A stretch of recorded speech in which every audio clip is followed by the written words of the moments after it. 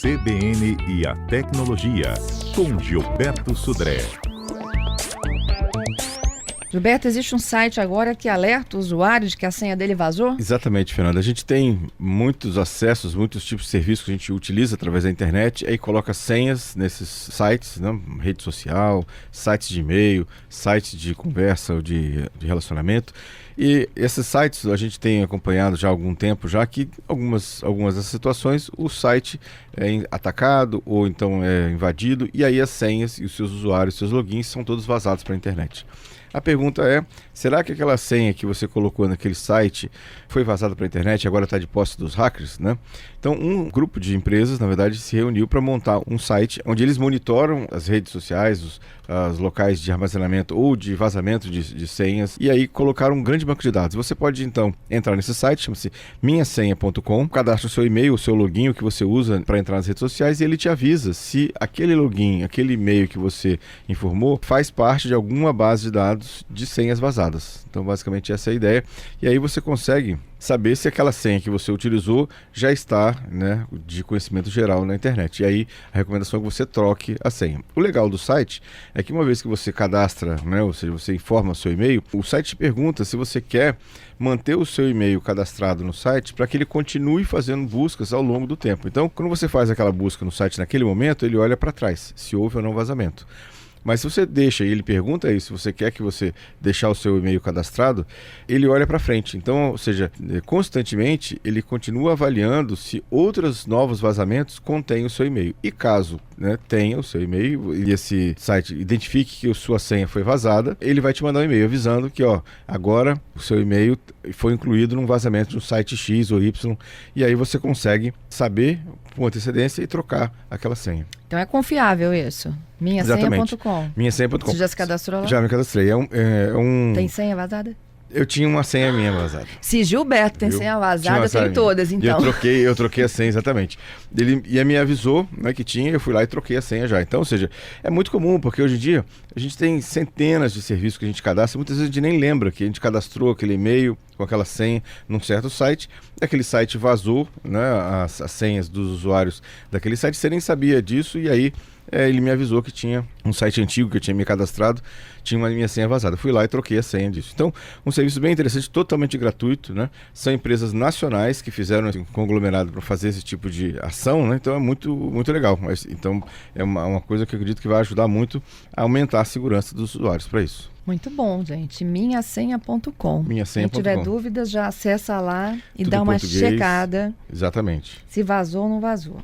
Exatamente. A gente tem outros assuntos também para contar aqui para os nossos ouvintes. Vamos lá. Vou começar falando de um primeiro bebê registrado no Brasil por meio de blockchain. Como é isso?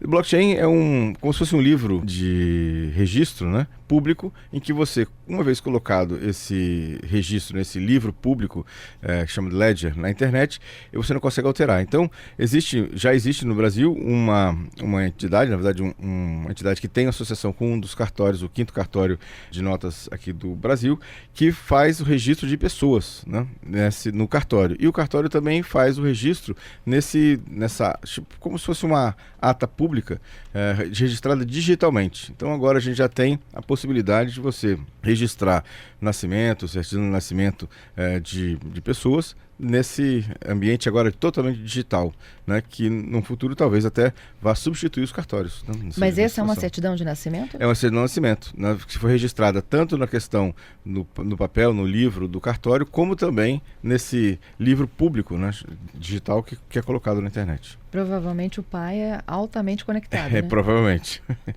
Esse blockchain é da IBM?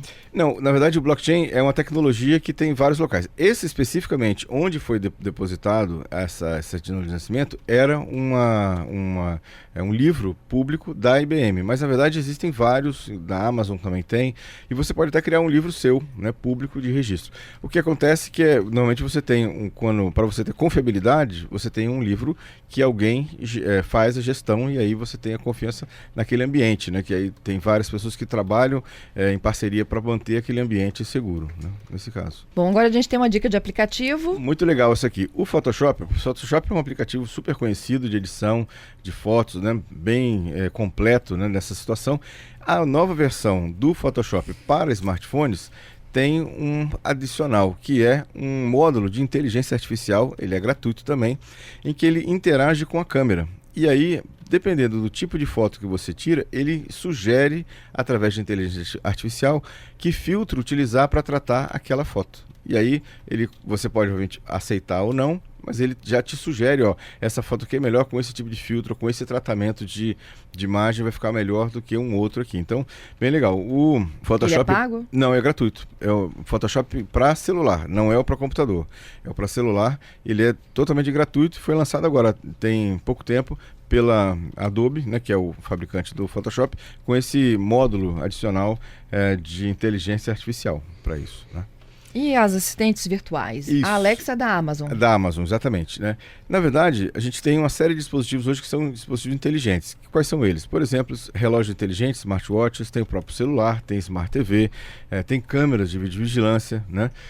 Vários tipos de dispositivos hoje que têm algum tipo de processamento embutido ou embarcado e memória. Então, o que acontece nesse caso? Quando eu uso desses equipamentos, eles estão basicamente coletando informações do seu entorno, sejam vozes, seja movimento, seja temperatura. Esses equipamentos, chamados de internet das coisas, que estão conectados à internet inclusive, passaram, em algumas situações, a serem testemunhas de crimes, por exemplo. E a polícia está passando agora, começa-se a passar a utilizar esses dispositivos para fazer a parte de análise ou de investigação de crimes. Teve vários exemplos. Esse da Alexa dá um exemplo. Esse da Alexa é um dispositivo que ele ouve o ambiente. Ok. Né? Houve um crime naquele ambiente, então eles suspeitam, eles imaginam que o Alexa gravou o áudio durante a execução do crime. Então o que vai ser feito vai ser uma perícia no Alexa, nesse dispositivo, para recolher os áudios que foram captados por ela durante aquele período, né? Para fazer talvez a investigação sobre aquele crime, sobre a causa, sobre quem causou, né, aquele assassinato. No caso aqui foi um assassinato. Mas existem outros exemplos, por exemplo... Mas como é que ele acessa? Porque o reconhecimento de voz geralmente é do dono, né? Na verdade, ele continua. O Alexa ele fica gravando o áudio o tempo todo para ouvir se alguém deu algum comando para ele. Então não é só o comando, ele é dado pelo dono, né, e ele executa aquele comando, que não é só do dono. Na verdade, as pessoas que estão em volta ele consegue reconhecer de várias pessoas.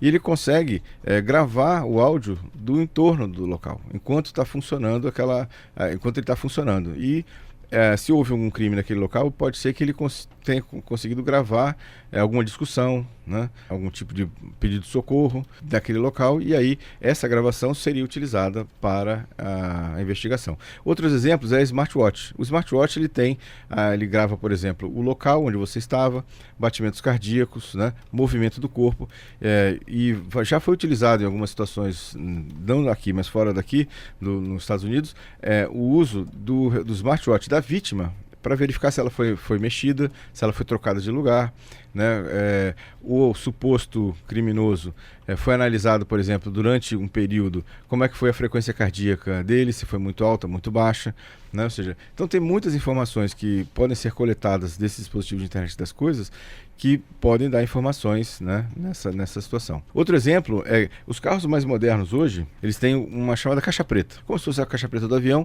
que registra freadas bruscas, acelerações bruscas, curvas e outras situações. Isso também, em algumas situações, pode ser utilizado como método de investigação, para verificar se aquele carro foi envolvido em algum tipo de acidente, como é que foi o pré-acidente até que o acidente se consumasse. Então isso também, a gente está recebendo, tem muitos dispositivos coletando informações do nosso entorno, e eles podem ser utilizados, no caso, numa investigação. Isso vai ser cada vez mais comum a partir dessa época agora. Obrigada, Gilberto. Obrigado, Fernanda.